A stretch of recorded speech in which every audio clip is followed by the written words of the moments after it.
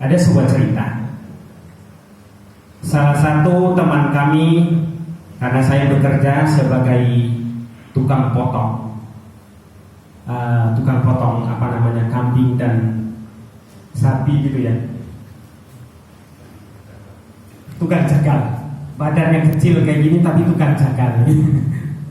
Nah, ada namanya proses tani. Kalau di dalam penyembelihan Islam itu kan ada 3 saluran yang dipotong dengan pisau yang sangat tajam. Kalau di barat, walaupun yang namanya halal, anggap saja yang bukan halal, mereka langsung memotong dengan mesin. Apa yang terjadi itu begitu dahsyatnya syariah atau hukum-hukum yang diberikan oleh Allah Subhanahu wa Ta'ala. Maka ketika salah satu sahabat kami mengatakan, kenapa sih harus potong capek-capek? Toh sapi-sapinya juga tetap sama-sama sakit, atau sama lebih sakit karena dipotong secara manual.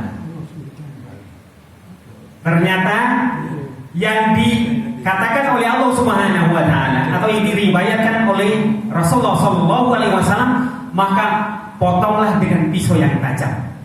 Maka ada namanya Dr. Schweitzer dari Jerman. Beliau memberikan sebuah penelitian, ternyata karena saya menjalani bersama teman-teman, ternyata memotong leher dengan 3 kali. Maka para peneliti tersebut menyimpan chips atau yang ada di dalam HP kita, chips yang kecil di dalam sapi-sapi. Jadi ada banyak sapi, 50 sapi. Di setiap sapi itu dimasukkan chips di dalam otak kecilnya di dalam. Kemudian dipotong dan dibandingkan dengan yang dipotong secara barat. Jadi ada namanya potong stunning. Jadi sapi-sapi itu dipukul dengan benda yang sangat berat sekali. Jadi masuk di dalam ruangan langsung dipukul, bang, baru dipotong dengan mesin. Ternyata menunjukkan bahwa dipotong secara Islam. Maka sesungguhnya dari 3 saluran yang ada, saluran darah, kemudian pernapasan, dan satu lagi saluran apa ya, kemudian ternyata itu mengurangi tingkat sakitnya binatang. Kemudian salah satu sahabat kami bertanya, kenapa sih seperti itu? Ternyata ketika kami menunjukkan bukti-bukti bahwa ada artikel-artikel, terus dia mengatakan, tetapi itu mengenai sapi. Saya ingin membuktikan bagaimana aktivitas orang-orang Islam. Islam ternyata memberikan sebuah tawaran. Di Australia ada namanya Australian Blood Donation Day atau Hari Palang Merah Australia.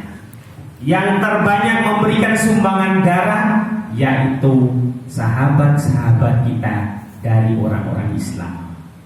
Maka surat kabar atau koran-koran yang ada di hampir setiap sudut kota yang mengatakan bahwa Islam is a terrorism religion. Islam adalah agama teroris. Muslim are terrorist mostly. Dan berbagai macam keburukan-keburukan tentang Islam. Ternyata kita orang Islam mampu beraktivitas sebagaimana ciri-ciri daripada orang-orang yang bertakwa itu setidaknya ada 4. Yang pertama, percaya kepada Allah. Yang kedua, beramal soleh. Dan yang ketiga, bersosialisasi.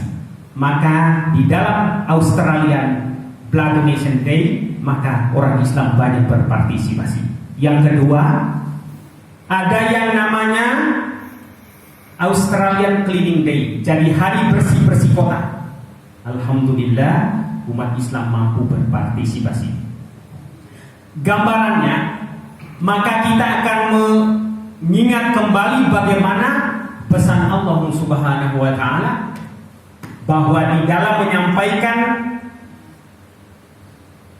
permasalahan-permasalahan dakwah kepada saudara-saudara kita, maka Allah Subhanahu wa Ta'ala berfirman, sampaikanlah dakwah dengan cara yang hikmah, berdebat dengan cara yang hikmah, maka sesungguhnya kita